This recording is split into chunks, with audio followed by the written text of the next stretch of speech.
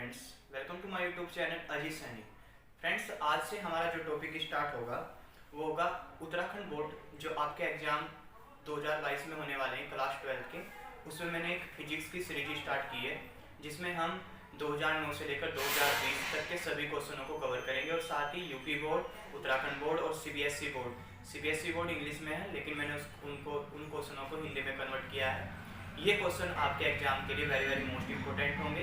और हमने अपना चैप्टर पहला स्टार्ट किया है स्थिर वैद्युतिकी। स्थिर वैद्युतिकी में हम क्या क्या पढ़ेंगे, 1 मार्क्स के क्वेश्चन कौन कौन से आते हैं, एमसीक्यू क्वेश्चन कौन कौन से आते हैं, और 3 मार्क्स के क्वेश्चन कौन से आते हैं, और 5 मार्क्स के क्वेश्चन कौन कौन से आते हैं, वो भी मैं आपको सभी कराऊंगा। तो आप इस वीडियो में एंड तक बने रहिए, आपके एग्जाम के लिए बहुत ज़्यादा हेल्पफुल होने वाला है। तो आइए चल क्लास 12th फिजिक्स।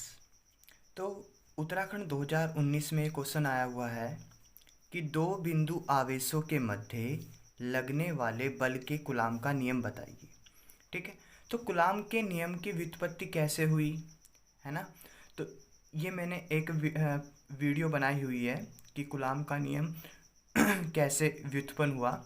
ठीक है ना, कूलाम कौन थे उनके बारे में पूरी हिस्ट्री मैंने बताई हुई है, तो आप प्ले लिस्ट में जाकर देख सकते हो। ठीक है ना, तो हम पहले से ये पढ़ चुके हैं कि समान प्रकार के जो आवेश होते हैं, समान प्रकार के मतलब जिन पर एक जैसा चार्ज होता है, एक जैसा आवेश होता है, वो एक दूसरे को क्या करते हैं, प्रतिकर्षित करते हैं। ठीक है, तथा विपरीत प्रकार के आवेश क्या करते हैं, एक दूसरे को आकर्षित करते हैं। समान प्रकार के आवेश एक दूसरे को प्रतिकर्षित करेंगे और विपरीत प्रकार के आवेश एक दूसरे को आकर्षित करेंगे, है ना। तो इससे हमें यह पता चलता है कि दो आवेशों के बीच कोई ना कोई एक बल कार्य कर रहा है। ठीक है, जो उन दो आवेशों के बीच बल कार्य करता है उसी को क्या बोलते हैं, वैद्युत बल, है ना। तो वैद्युत बल किसको बोलते हैं कि जो समान प्रकार के या विपरीत प्रकार के आवेशों के बीच कार्य करता है, उसको हम क्या बोलते हैं, वैद्युत बल बोलते हैं। ठीक है, अब समान आवेशों के बीच जो विद्युत बल होता है वो क्या होता है, प्रतिकर्षण बल, और विपरीत आवेशों के बीच जो बल होता है वो क्या होता है, आकर्षण बल।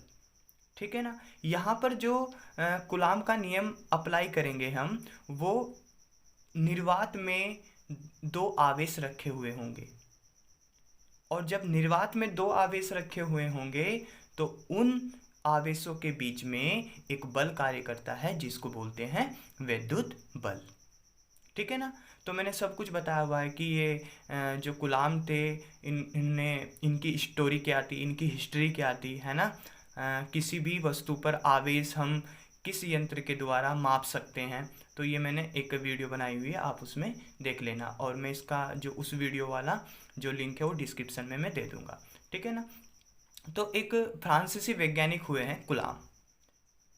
ठीक है ना, 1785 में कूलाम ने एक प्रयोग किया, किस पर, दो आवेशों के बीच में, और दो आवेशों के बीच में एक बल व्युत्पन्न हुआ। उस बल के संबंध में ही एक नियम दिया गया, उस नियम को ही क्या बोला गया, कूलाम का नियम। ठीक है, तो दो बिंदु आवेशों के मध्य लगने वाले बल के कूलाम का नियम बताइए। ये उत्तराखंड 2019 में आया हुआ 2 मार्क्स में क्वेश्चन। लेकिन अब हमको 2 मार्क्स में क्वेश्चन कैसे हैंडल करना है वो मैं आपको बताता हूँ। ठीक है ना, मैंने ये क्वेश्चन यहाँ पर लिखा हुआ है, तो आप इन सभी क्वेश्चनों की क्या बनाते रहना, एक नोट्स बनाते रहना साथ में। तो कूलाम के नियम के अनुसार क्या है कि दो स्थिर बिंदु आवेशों के बीच, तो हम देख लेते हैं दो स्थिर बिंदु आवेशों के बीच, तो एक स्थिर बिंदु आवेश Q1 यहाँ पर है और एक स्थिर बिंदु आवेश Q2 यहाँ पर है। दो स्थिर बिंदु आवेशों के बीच लगने वाला आकर्षण या प्रतिकर्षण बल दोनों आवेशों के परिमाणों के गुणनफल के अनुक्रमानुपाती। ध्यान से सुनना, हमने क्या किया, एक आवेश Q1 लिया, एक आवेश Q2 लिया, ये दोनों बिंदु आवेश है। बिंदु आवेश किसे कहते हैं ये भी मैंने एक वीडियो बनाई हुई है, तो आप प्ले लिस्ट में जाकर या हमारी वीडियो चैनल में जाकर आप देख सकते हो। तो दो बिंदु आवेशों के बीच की कोई ना कोई दूरी रही होगी, तो वो दूरी मैंने क्या मान ली, r, यानी ये दो बिंदु आवेश किसी ना किसी दूरी पर स्थित है। राइट। अब इसके बाद यहाँ पर देखो कि इन दो बिंदु आवेशों के बीच में जो बल लग रहा है वो क्या हो सकता है, आकर्षण भी हो सकता है और प्रतिकर्षण भी हो सकता है। आकर्षण कब होगा और प्रतिकर्षण कब होगा? यदि ये आवेश दोनों प्लस प्लस हुए, यदि ये आवेश दोनों प्लस प्लस हुए तो इस आवेश के कारण इस आवेश पर लगने वाला बल क्या होगा? F21, है ना, F21। यानी सीधा सा मतलब ये हुआ कि Q1 आवेश के द्वारा Q2 पर लगने वाला बल, जिस पर बल लगता है उसको पहले लिखते हैं और जो लगाता है उसको बाद में लिखते हैं। ठीक है। अब ऐसे ही Q2 आवेश के कारण Q1 पर लगने वाला बल F12, क्योंकि दोनों आवेश कैसे हैं, दोनों आवेश समान जाति के हैं अर्थात धनात्मक है, तो इनके बीच लगने वाला बल क्या होगा? प्रतिकर्षण बल होगा, एक दूसरे को दूर हटाएगा। ऐसे ही यदि हम आकर्षण की बात करें तो ये Q1 प्लस है और इन दोनों के बीच की दूरी कितनी है? ये माइनस Q2 है। ठीक है, इन दोनों के बीच की दूरी कितनी है? R। अब ये कैसे हो गए? ये विपरीत प्रकृति के हो गए, यानी विजातीय प्रकृति के हो गए। तो Q1 आवेश के कारण Q2 पर जो बल लगेगा वो Q1 की तरफ लगेगा, यानी इसको हम बोल सकते हैं F1, है ना। अब जो Q1 ने Q2 पर बल लगाया, Q1 ने Q2 पर बल लगाया तो वो Q1 की तरफ लगेगा, है ना। अब Q2 जब Q1 पर बल लगाएगा वो Q2 की तरफ लगेगा, ये इसको मान लिया हमने F2। तो समान प्रकृति के आवेश एक दूसरे, समान प्रकृति के आवेशों के बीच जो बल लगता है वो प्रतिकर्षण बल होता है, एक दूसरे को दूर हटाता है। और विपरीत प्रकृति के आवेशों के बीच जो बल लगता है वो आकर्षण बल लगता है, यानी वो एक दूसरे की तरफ आकर्षित होते हैं। जब Q1 ने Q2 पर बल लगाया तो Q1 की तरफ बल लगा, जब Q2 ने Q1 पर बल लगाया, Q2 ने Q1 पर बल लगाया तो वो Q2 की तरफ प्रतिकर्षित हो गया, है ना। तो इस तरह दो आवेशों के बीच में बल लगता है। तो चलो चलते हैं, दो स्थिर बिंदु आवेशों के बीच लगने वाला आकर्षण या प्रतिकर्षण बल दोनों आवेशों के परिमाणों के गुणनफल के अनुक्रमानुपाती तथा उनके बीच की दूरी r के वर्ग के व्युत्क्रमानुपाती होता है। यह बल, ये बहुत इंपॉर्टेंट लाइन है, यह बल आवेशों को मिलाने वाली रेखा के अनुदिश होता है। जो ये बल लग रहा है ना, देखो ये जो बल F12 और F21 लग रहा है, ये बल हमेशा दोनों आवेशों को मिलाने वाली रेखा के अनुदिश लगेगा, या तो इधर को लगेगा या इधर को लगेगा, या इधर को लगेगा या इधर को लगेगा। ठीक है ना, दोनों आवेशों को मिलाने वाली रेखा के एक सीध में ही लगेगा, एक सीधी रेखा में ही लगेगा, या तो इधर को या इधर को। ठीक है, माना दो बिंदु आवेश Q1 एवं Q2 है और वो एक दूसरे से r दूरी पर स्थित हों, तो उनके बीच लगने वाला विद्युत बल क्या होगा? पहली कंडीशन देखो कि दो बिंदु आवेशों के बीच लगने वाला आकर्षण या प्रतिकर्षण बल यानी F दोनों आवेशों के परिमाणों के गुणनफल के अनुक्रमानुपाती। देखो F किसके अनुक्रमानुपाती है? Q1 के परिमाण और Q2 के परिमाण के गुणनफल के अनुक्रमानुपाती है। और नेक्स्ट क्या है? उनके बीच की दूरी के वर्ग के व्युत्क्रमानुपाती होता है। कौन?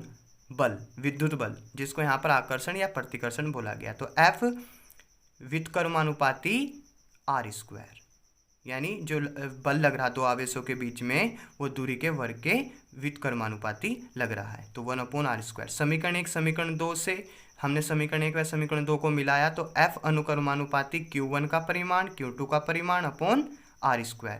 परिमाण क्यों ले रहे हैं हम? क्योंकि आवेश धनात्मक भी हो सकते हैं और ऋणात्मक भी हो सकते हैं, इसलिए हमने इसको परिमाण में ले लिया। जैसे ही अनुक्रमानुपाती चिन्ह हटेगा, है ना, तो अनुक्रमानुपाती चिन्ह हटने पर स्मॉल k आता है, और स्मॉल k की वैल्यू क्या होती है? स्मॉल k की वैल्यू क्या होती है?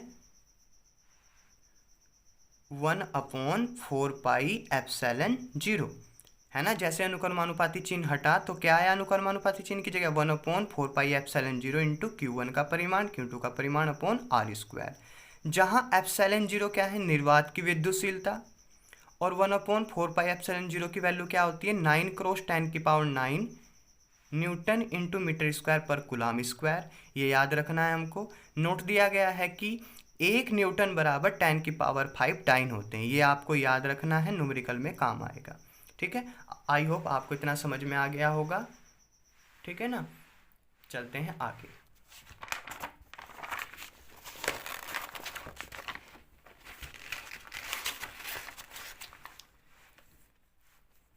नोट फर्स्ट है, वेरी वेरी मोस्ट इंपोर्टेंट है। एप्सिलॉन जीरो को क्या बोलते हैं, निर्वात की विद्युतशीलता। इसका आंकिक मान क्या होता है, एप्सिलॉन जीरो का आंकिक मान क्या होता है, न्यूमेरिकल वैल्यू क्या होती है, 8.85 × 10⁻⁻12 कूलाम स्क्वायर अपॉन, यानी प्रति, कूलाम स्क्वायर प्रति या coulomb square upon newton into metre square. ठीक है ना, ये एप्सिलॉन जीरो की वैल्यू होती है, आपको याद रखनी है क्योंकि एग्जाम में कई बार पूछी जा चुकी है। अब जो कूलाम स्क्वायर पर न्यूटन इंटू मीटर स्क्वायर होता है, यही एप्सिलॉन जीरो का एसआई पत्ती में मात्रक होता है। ये बहुत इंपॉर्टेंट है, ये आ चुका है 2017 में। ठीक है ना, कि पूछा गया कि एप्सिलॉन जीरो का एसआई मात्रक बताइए, तो क्या होता है, कूलाम स्क्वायर पर न्यूटन इंटू मीटर स्क्वायर। साथ ही हम देख लेते हैं एप्सिलॉन जीरो का वी में सूत्र क्या होता है, m-1 L-3 T⁴ A²। ये भी एग्जाम में आ सकता है।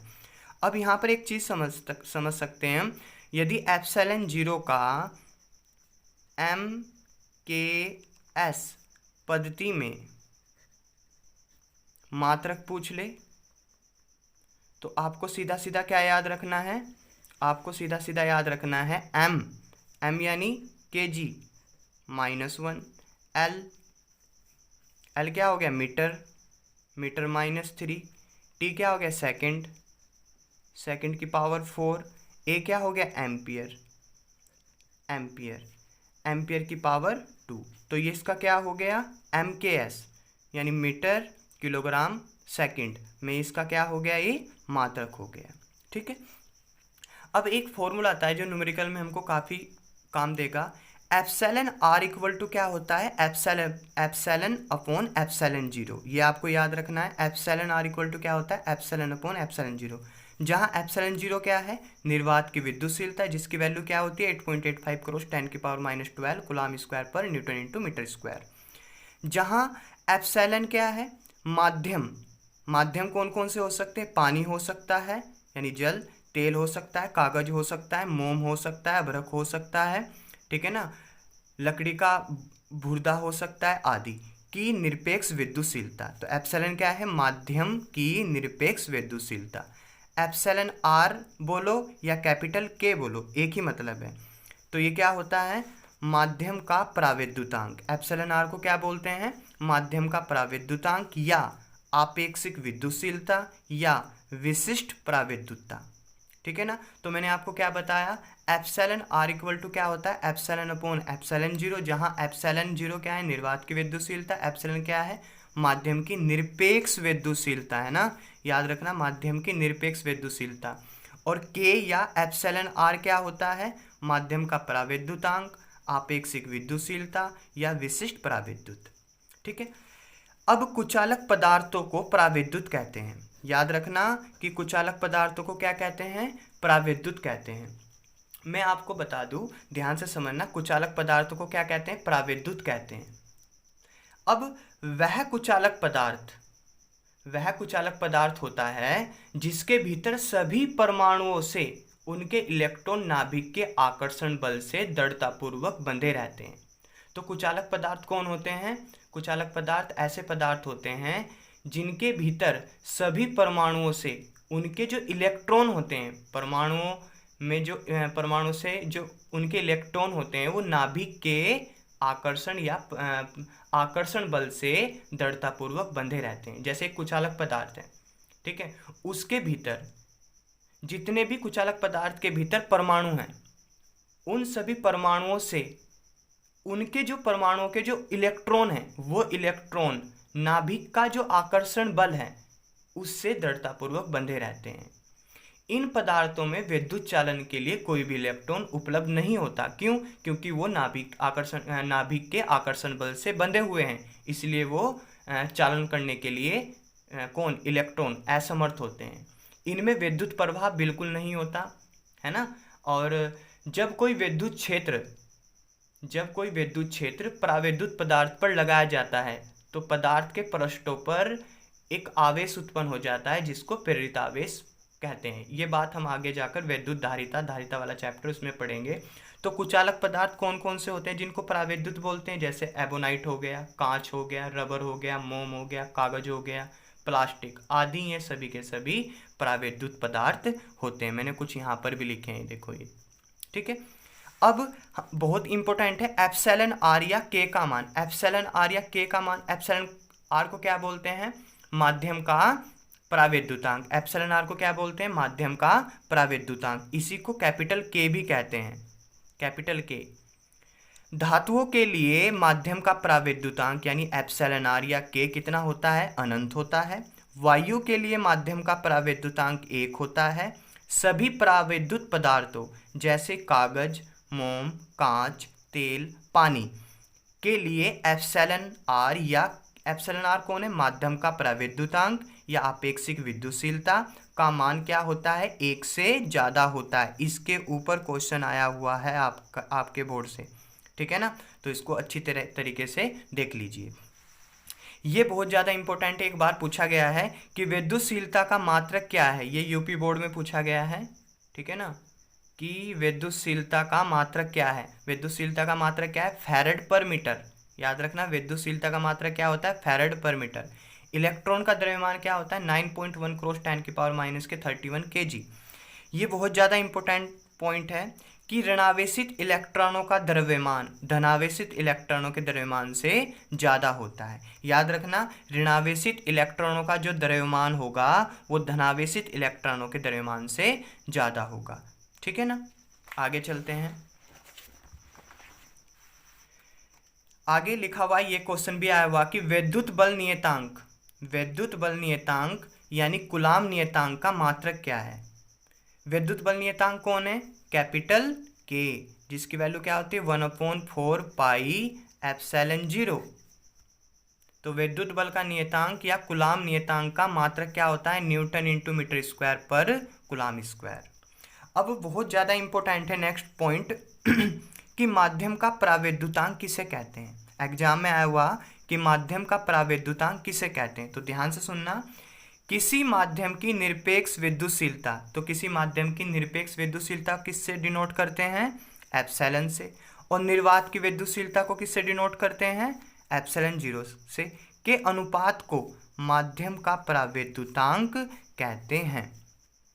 इसे माध्यम के परावैद्युतांक को किससे व्यक्त करते हैं, एप्सिलॉन आर या के से व्यक्त करते हैं। पीछे मैंने जो फॉर्मूला लिखवा था आपको, तो ε0 कौन है, माध्यम की निरपेक्ष विद्युतशीलता। ये कौन है, माध्यम की निरपेक्ष, लिखना नहीं आपको, ये निरपेक्ष विद्युतशीलता,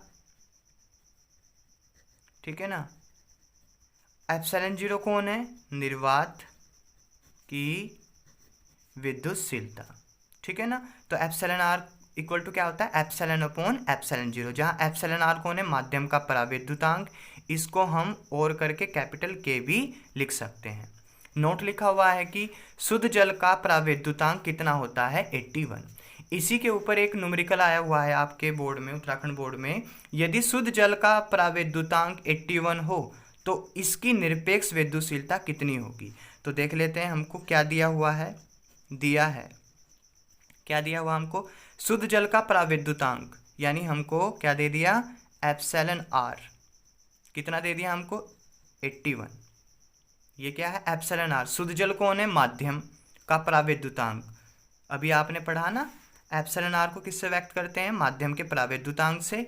तो एप्सिलॉन आर कितना है, 81। अब हमको पता है कि ε0 कितना होता है, 8.85 × 10⁻⁻²। क्या होता है, कूलाम²/न्यूटन/मीटर², यही होता है। तो एप्सिलॉन आर इक्वल टू क्या होता है, ε/ε0 से। तो यहाँ से किसकी वैल्यू निकालनी है हमको निकालनी है निरपेक्ष विद्युतशीलता। निरपेक्ष विद्युतशीलता यानी एप्सिलॉन की वैल्यू हमको निकालनी है। तो यहाँ से कितना आ जाएगा, epsilon equal to epsilon r की मल्टीप्लाई ε/0 के साथ करेंगे तो ε/0। तो यहाँ से आ गया epsilon equal to epsilon r epsilon r कितना 81 क्रॉस एप्सिलॉन जीरो कितना 8.85 क्रॉस 10⁻⁻12। जैसे ही आप इसकी मल्टीप्लाई करोगे और इसको एडजस्ट करोगे तो ये आएगा 7.17 क्रॉस 10⁻⁻10 कूलाम स्क्वायर पर न्यूटन इंटू मीटर स्क्वायर। ठीक है ना।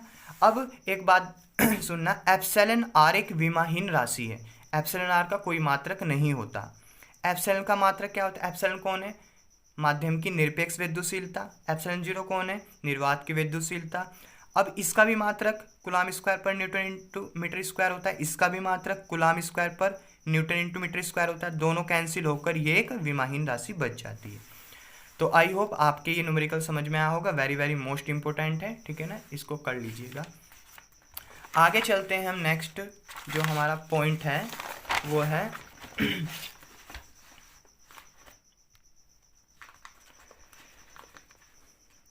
इंपॉर्टेंट क्वेश्चन है, क्वेश्चन 4।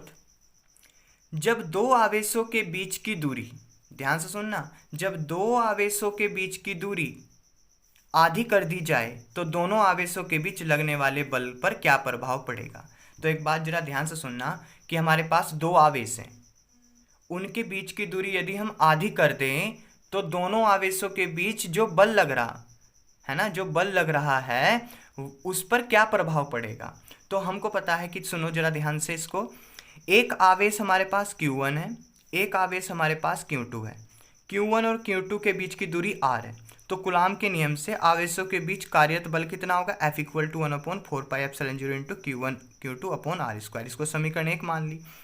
अब F किसके व्युत्क्रमानुपाती है? R स्क्वायर के, है ना, इसको दिखा सकते हैं हम। अब इसने बोला कि जब दो पहले तो यही है, जब अब हम क्या कर रहे हैं कि जब दो आवेशों के बीच की दूरी आधी कर दी जाए, अब हम इस R को आधा कर ले तो R का आधा क्या होगा? R/2। तो हमने क्या किया, दोनों आवेशों के बीच की दूरी क्या कर दी? R/2 कर दी हमने दोनों आवेशों के बीच की दूरी, है ना। तो यहाँ से F1 = क्या आएगा? 1 नया भाई, अब जब दो आवेशों के बीच की दूरी आधी कर दी तो इनके बीच एक नया बल व्युत्पन्न होगा, उसको हमने F1 नाम दिया। तो F1 = क्या होगा? 1/4πε0 into Q1 Q2 upon R/2 का होल स्क्वायर। सेम ऐसे ही जैसे R स्क्वायर है, बस R/2 कर दिया। अब F1 = सेम ये रहा into Q1 Q2 upon R का क्या करेंगे? R का स्क्वायर होगा। 2 का क्या करेंगे? 2 का स्क्वायर 4 होगा, है ना। तो F1 = 1/4πε0 इंटू ये 4 कहाँ जाएगा? ये ऊपरली साइड जाएगा। तो 4 Q1 Q2 देख लेते हैं यहाँ पर, ये 4 कहाँ पर जाएगा? ऊपर जाएगा। तो 1/4πε0 into 4 Q1 Q2 upon R square, ठीक है ना। अब F1 = मैंने इस 4 को बाहर लिया और मल्टीप्लाई इसको लिखा और Q1 Q2 upon R square लिखा। ये कौन है हमारे पास? ये है हमारे पास समीकरण 1 से कैपिटल F। देखो ये कौन है हमारे पास? F = समीकरण 1 से कैपिटल F, है ना। समीकरण 1 से कैपिटल F है तो 4 ऐसे कैसे ही रहा। ये कौन है? समीकरण 1 से कैपिटल F। तो F1 = 4F। तो इसका मतलब क्या हुआ? अतः दूरी आधी कर देने पर, अतः दूरी आधी कर देने पर आवेशों के बीच लगने वाला बल, आवेशों के बीच लगने वाला बल जब हम आधी दूरी कर देंगे तो उनके बीच कौन सा बल लग रहा? F1। ये F1 पहले वाले आवेश पर लगने वाले बल का 4 गुना हो जाएगा, है ना। अतः दूरी आधी कर देने पर आवेशों के बीच लगने वाला बल पहले बल का कितना गुना हो जाएगा? पहला बल कौन था? F। इसका कितना गुना हो जाएगा? 4 गुना हो जाएगा। यही क्वेश्चन आपका उत्तराखंड बोर्ड 2013 में पूछा गया है, ठीक है ना। तो आपको इसको ऐसे हैंडल करना था, ठीक है। आ गया होगा आई होप आपकी समझ में। अब जो नेक्स्ट क्वेश्चन है आपका, नेक्स्ट क्वेश्चन है क्वेश्चन 5। ये भी बहुत ज़्यादा इंपॉर्टेंट है, ये भी पूछा गया है। यदि दो आवेशों के बीच की दूरी, अब देखो पहले आधी की थी, अब क्या कर दी? दुगनी कर दी जाए तो उनके बीच बल होगा। पहला ऑप्शन 1/2 गुना, ये MCQ टाइप है क्योंकि आपके 5 क्वेश्चन MCQ आएंगे। B क्या है? 4 गुना। C क्या है? 2 गुना। D क्या है? 1/4 गुना। तो आप इसको खुद ट्राई करना, ठीक है ना। खुद ट्राई करके आप कमेंट बॉक्स में इसका आंसर या जो हमारा व्हाट्सअप नंबर है उस पर आप 8477921246 उस पर आप इसको सेंड करना, ठीक है ना। देखते हैं आपकी समझ में आया कि नहीं आया, ठीक है ना। यदि आपसे नहीं हुआ तो आप कमेंट करके मुझको बताना, फिर मैं इसको नेक्स्ट वीडियो में बता दूंगा, ठीक है ना। बिल्कुल सेम ऐसे ही मेथड करना, बिल्कुल सेम ऐसे ही चलना है जैसे ये कराया मैंने, तो आपका आंसर इनमें से कोई एक ऑप्शन हो जाएगा। ऐसे ही क्वेश्चन उत्तराखंड बोर्ड में 5 क्वेश्चन आते हैं, ठीक है ना। आगे चलते हैं हम। आगे क्वेश्चन 6 है, किसी विद्युत रोधी माध्यम का प्राविद्युतांक। तो विद्युत रोधी कौन होते हैं? विद्युत जो विद्युत के कुचालक होते हैं, है ना, जिनमें धारा का प्रवाह नहीं होता और जो विद्युत चालन के लिए इलेक्ट्रॉन उपलब्ध नहीं कराते, वही क्या होते हैं? विद्युत रोधी। जैसे मोम, कागज, है ना। तो उनका माध्यम का प्राविद्युतांक या आपेक्षिक विद्युतशीलता एप्सिलॉन आर हो सकता है। मैंने आपको बताया था कि एप्सिलॉन आर वायु के लिए कितना होता है? वायु के लिए 1 होता है। धातु के लिए कितना होता है? धातु के लिए इन्फिनिटी होता है। और जितने भी विद्युत रोधी पदार्थ हैं इनको छोड़कर वहाँ पर एप्सिलॉन आर यानी माध्यम का प्राविद्युतांक क्या होता है? 1 से ज़्यादा होता है ना। एप्सिलॉन आर का मान क्या होता है? 1 से ज़्यादा होता है। तो 0 तो कभी हो ही नहीं सकता, है ना। नेगेटिव कभी हो ही नहीं सकता, और 0.5 तो 1 से छोटा, तो ये तो हो ही नहीं सकता। तो ऑप्शन कौन सा सही है हमारा? डी सही है, ठीक है। आगे चलते हैं। अब ये बहुत ज़्यादा इम्पोर्टेंट पॉइंट है कि इससे क्वेश्चन पूछे जा रहे हैं, है ना। कूलाम के नियम में माध्यम का क्या प्रभाव होता है ना। कूलाम के नियम में माध्यम का क्या प्रभाव होता है? अब तक हमने जो कूलाम का नियम पढ़ा था वो सिर्फ वायु में 2 आवेश रखे हुए थे, है ना। एक आवेश Q1 और एक आवेश Q2। ऐसे ही ये जो 2 आवेश रखे हुए थे किस में रखे हुए थे? निर्वात में। निर्वात यानी वायु में ये रखे हुए थे। तो हमने वो फॉर्मूला जो निकाला था F=1/4πε0 × Q1 Q2/R², तो वो हमने कहाँ पर निकाला था? 2 आवेशों के बीच जब माध्यम कैसा हो? निर्वात हो। अब माध्यम यदि हम चेंज कर दे, भाई हमने माध्यम जल लिया या कांच ले लिया या मोम लिया, तो हमने क्या किया? अलग माध्यम लिया वायु को छोड़कर। तो एक आवेश हमारे पास Q1 है और इधर एक आवेश क्या है? Q2 है, और इन दोनों के बीच की दूरी क्या मान ली हमने? R, है ना। और इसके बीच में मैंने कांच, मोम, कागज या बरक या एबोनाइट, कोई भी हमने माध्यम इनके बीच में भर दिया। तो हमने माध्यम इसके बीच में डाल दिया ऐसे करके, 2 आवेशों के बीच में माध्यम हमने डाल दिया। तो ये माध्यम भर दिया हमने दोनों आवेशों के बीच में। तो अब देखते हैं क्या प्रभाव पड़ेगा। जब 2 आवेशों के बीच जब 2 आवेश है इनके बीच हम प्राविद्युत माध्यम भरेंगे, मतलब कांच, मोम, कागज पूर्ण रूप से भर दिया जाता है, दोनों आवेशों के बीच में भर दिया हमने, तो क्या होगा? इनके मध्य जो लगने वाला बल होगा, इनके मध्य जो लगने वाला आकर्षण या प्रतिकर्षण या वैद्युत बल होगा, वो क्या होगा? K गुणांक से घट जाता है। K गुणांक से क्या हो जाएगा? घट जाएगा। मतलब कहने का ये हुआ कि K किसको बताता है? K बताता है कैपिटल K या एप्सिलॉन आर किसको बताता है? ये बताता है माध्यम के प्राविद्युतांक को। तो जितना ज़्यादा माध्यम का प्राविद्युतांक भरेंगे, माध्यम के बीच में जो 2 आवेशों के बीच में जो बल लगेगा वो उतना ही घटेगा, है ना। जितना ज़्यादा हम माध्यम का प्राविद्युतांक भरेंगे, बल उतना ही, जो 2 आवेशों के बीच में हमने माध्यम भरा हुआ, उन 2 आवेशों के बीच में जो बल लग रहा उसका मान उतना ही घटेगा, क्योंकि एक दूसरे के क्या है? व्युत्क्रमानुपाती, है ना। तो उनके मध्य लगने वाला बल क्या होगा? K गुणांक से घट जाता है। तो देखते हैं, नेक्स्ट क्वेश्चन है, इंपॉर्टेंट है, आया हुआ एग्जाम में।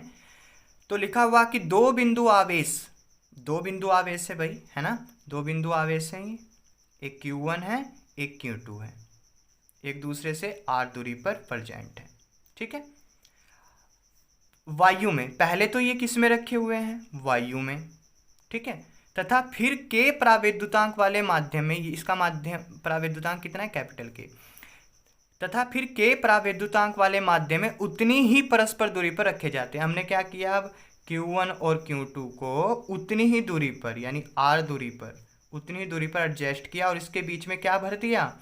इसके बीच में हमने कैपिटल K माध्यम का प्राविद्युतांक यानी विद्युत रोधी पदार्थ भर दिया गया, दोनों दशाओं में आवेशों के बीच लगने वाले बलों में अनुपात क्या है। दोनों दशाओं में, यानी पहली दशा क्या है कि आवेशों के बीच आवेशों के बीच हमने क्या माध्यम रखा, वायु, और फिर सेकंड में आवेशों के बीच में हमने क्या रखा, एक के माध्यम का परावैद्युतांक रख दिया। तो पहले आवेश के बीच लगने वाला बल और पहली कंडीशन में आवेशों के बीच लगने वाला बल और दूसरी कंडीशन में आवेशों के बीच लगने वाला बल के बीच में क्या अनुपात होगा। तो यही पूछा, दोनों दशाओं में आवेशों के बीच लगने वाले बलों में अनुपात है। तो आपको बताना है 1:k स्क्वायर, k/1, k²/1। तो आइए यहीं से देख लेते हैं इसका आंसर। जो F माध्यम है ये क्या है, ये जब हमने दो आवेशों के बीच में माध्यम भरा तो उन दो आवेशों के बीच में लगने वाला बल है ये, ठीक है। F वायु कौन है, जब दोनों आवेशों के बीच में माध्यम कौन था, निर्वात या वायु था, तो तब ये बल लगा था। तो हम क्या कर सकते हैं, दोनों आवेशों के बीच में क्या बताना हमको, दोनों आवेशों के बीच में हमको बलों का अनुपात बताना। तो इसी से कर सकते हैं हमने क्या किया, इस कैपिटल के को यहाँ पर लाए, तो कैपिटल के इक्वल टू, और एफ माध्यम को हम नीचे लेकर गए, तो एफ वायु अपॉन एफ माध्यम, ठीक है। अब इसको क्या लिख सकते हैं हम, इसको हम कर सकते हैं k/1। तो यहाँ से क्या आ गया, k/1 equal to F air यानी और एफ मीडियम कैपिटल एम, तो F/FM इक्वल टू कितना आ गया, k/1। तो ऑप्शन कौन सा सही होगा अपन का, ऑप्शन बी सही होगा, ठीक है।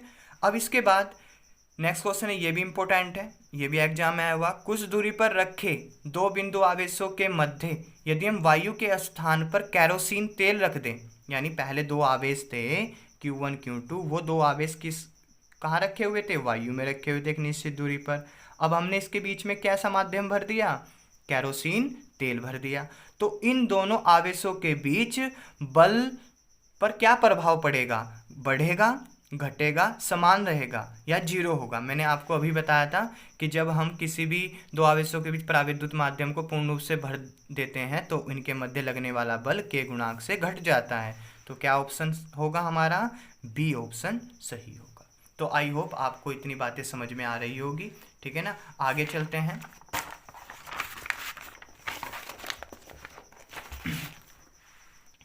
आगे चलते हैं, कूलाम के नियम का महत्व। एग्जाम में 2022 में ऐसा भी क्वेश्चन पूछा जा सकता है कि कूलाम के नियम को परिभाषित कीजिए, यानी दो बिंदु आवेशों के मध्य लगने वाले कूलाम के नियम को समझाइए और साथ ही कूलाम के नियम का महत्व भी बताइए। तो कूलाम के नियम का महत्व क्या है, सबसे पहला पॉइंट बहुत इंपॉर्टेंट है, कूलाम का नियम केवल बिंदु आवेशों के लिए ही सत्य है। याद रखना, कूलाम का नियम केवल बिंदु आवेशों के लिए ही सत्य है। यदि आपको बिंदु आवेश के बारे में नहीं पता तो मैंने एक वीडियो बनाई हुई है जिसका लिंक आपको डिस्क्रिप्शन में मिल जाएगा, तो वहाँ से आप देख सकते हो कि बिंदु आवेश किसको कहते हैं। तो पहली बात, कूलाम का नियम केवल बिंदु आवेशों के लिए सत्य है। कूलाम का नियम बहुत बड़ी दूरियों, यानी कूलाम का नियम दो आवेशों के बीच में यदि हमने बहुत बड़ी दूरी ले ली, आर किसकी तरफ टेंड्स कर रहा, आर अग्रसर हो रहा इन्फिनिटी की तरफ, यानी बहुत बड़ी दूरियों, या बहुत छोटी दूरियों जैसे परमाणुवीय दूरी होती है 10⁻10 मीटर के लिए, नाभिकीय दूरियों जैसे 10⁻15 के लिए लागू होता है, ठीक है ना। थर्ड पॉइंट पर आते हैं, विद्युत बल के कारण ही परमाणु के अंदर इलेक्ट्रॉन, विद्युत बल के कारण ही परमाणु के अंदर जो इलेक्ट्रॉन होते हैं वो नाभिक से कैसे बंधे रहते हैं, या इलेक्ट्रॉन नाभिक से कैसा बंधा रहता है, ये बल हमको बताता है। जो विद्युत बल है वो क्या है, परमाणु के अंदर जितने इलेक्ट्रॉन हैं वो इलेक्ट्रॉन किससे बंधे हुए हैं, नाभिक से बंधे हुए हैं। ये हमको कौन बताता है, ये हमको विद्युत बल ही बताता है, ठीक है। परमाणु मिलकर अणु कैसे बनाते हैं, परमाणु मिलकर आपस में अणु कैसे बनाते हैं, यानी जो एटम होते हैं वो आपस में जब मिलते हैं तो मॉलिक्यूल कैसे बनाते हैं, ये भी हमको विद्युत बल बताता है। पदार्थों के बीच सभी यांत्रिक बल, पदार्थों के बीच जितने भी यांत्रिक बल लगते हैं जैसे घर्षण बल हो गया, श्यानता बल हो गया, ये भी विद्युत बल पर आधारित हैं।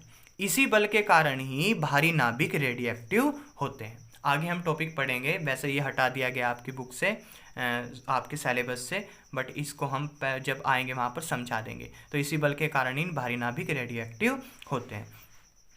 तो कूलाम के नियम का अब नेक्स्ट पॉइंट है, ये भी आपके एग्जाम में आ सकता है 1 मार्क्स के लिए, कि कूलाम के नियम का सदिश रूप बताइए। तो कूलाम के नियम का सदिश रूप क्या होता है? कूलाम के नियम का सदिश रूप F12 वेक्टर इक्वल टू के क्या है? एक नियतांक है, Q1/Q2/R², आर कैप, इसको क्या बोलते हैं? कैप 12, जहां आर कैप 12 क्या है? दोनों आवेशों को जोड़ने वाली रेखा के अनुदिश पहले आवेश से दूसरे आवेश की ओर क्या है? एकांक सदिश है। ठीक है ना? तो डियर फ्रेंड्स, ये आपको पहले चैप्टर से रिलेटेड कूलाम के नियम से संबंधित जो आपके बोर्ड में क्वेश्चन आए हुए हैं और जो आपके एग्जाम में 2022 में आ सकते हैं, तो उसके लिए एक छोटा सा वीडियो था। ठीक है ना? यदि ये वीडियो आपको अच्छी लगी हो तो प्लीज़ हमारी इस वीडियो को लाइक कीजिए और कमेंट कीजिए, बताइए आपको कैसी कैसी जानकारी, जो हमारे द्वारा जो जानकारी दी गई वो आपको अच्छी लगी है। और यदि आपको ये वीडियो अच्छी लगी हो तो प्लीज़ आपके राइट जो मोबाइल है उसके जहाँ पर आप वीडियो देख रहे हैं तो एक रेड कलर में लिखा होगा सब्सक्राइब, तो आप उस पर क्लिक कीजिए। ठीक है ना? उससे क्या होगा? उससे जो हमारी इन फ्यूचर में जो डेली वीडियो आएगी वो आपको रेगुलरली नोटिफिकेशन आता रहेगा। ठीक है ना? तो फ्रेंड्स, ऐसे ही आप हमारे साथ जुड़े रहिए, अपना प्यार हमको देते रहिए, तो हम आपके लिए ऐसे ही आगे वीडियो बनाते रहेंगे आपके एग्ज़ाम के लिए। मैं इतना कह सकता हूँ कि यदि इस तरह से मैंने आपको क्वेश्चन सभी प्रोवाइड कर दिए तो आपके मार्क्स बहुत अच्छे आने वाले हैं। ठीक है ना? क्योंकि फिजिक्स एक थोड़ा सा टफ सब्जेक्ट है जो बच्चों को काफ़ी समझ में नहीं आता। यदि आप बोलोगे कूलाम के नियम का सदिश रूप, तो मैं इसको अच्छी तरीके से समझा दूंगा। कूलाम के नियम का सदिश रूप, देखो कूलाम के नियम का सदिश रूप हमारे सिलेबस में नहीं है, बट कूलाम का नियम तो है ना, तो वो पूछ सकता है 1 मार्क्स या 2 मार्क्स में, क्योंकि कूलाम के नियम का सदिश रूप बताइए 1 मार्क्स में। तो आप अपनी मेहनत करके, बहुत अच्छी मेहनत करके पढ़िए, अपनी बुक ABC मॉडर्न को यूज कीजिए, या दिनेश पब्लिकेशन को यूज कीजिए, या एक एग्जाम एक्सपर्ट आती है उसको यूज कीजिए। ठीक है ना? तो ये सभी के सभी मैंने 2009 से लेकर 2020 तक जितने भी क्वेश्चन आए हुए हैं कूलाम के नियम के ऊपर, वो आपके लिए छोटी सी एक वीडियो बनाई है मैंने। ठीक है ना? अब जो आपकी कल वीडियो आएगी वो कूलाम के नियम के ऊपर न्यूमेरिकल आएंगे और कुछ MCQ क्वेश्चन हम आपको प्रोवाइड कराएंगे, और साथ ही विद्युत क्षेत्र की तीव्रता को समझाएंगे। ठीक है ना? मैं इसमें आपका सिलेबस क्या क्या कवर कराऊंगा, इसमें मैं आपको 1 मार्क्स से क्वेश्चन कराऊंगा, MCQ कराऊंगा, और 2 मार्क्स से क्वेश्चन कराऊंगा, 3 मार्क्स से क्वेश्चन कराऊंगा, और 5 मार्क्स के क्वेश्चन में आपको लिख कर दे दूंगा कि ये इंपॉर्टेंट क्वेश्चन है। यदि आप मुझको बोलोगे कि सर आप इस क्वेश्चन को आप हमको समझा दीजिए, तो मैं उस क्वेश्चन को आपको समझा दूंगा। ठीक है ना? तो मैं बता दूंगा आपको कौन कौन से इंपॉर्टेंट क्वेश्चन पहले यूनिट से, NCERT की पहली यूनिट हमने स्टार्ट की हुई है स्थिर विद्युत की, इससे कौन कौन से क्वेश्चन आते हैं। ठीक है? तो फ्रेंड्स, मिलते हैं नेक्स्ट वीडियो में। Thank you.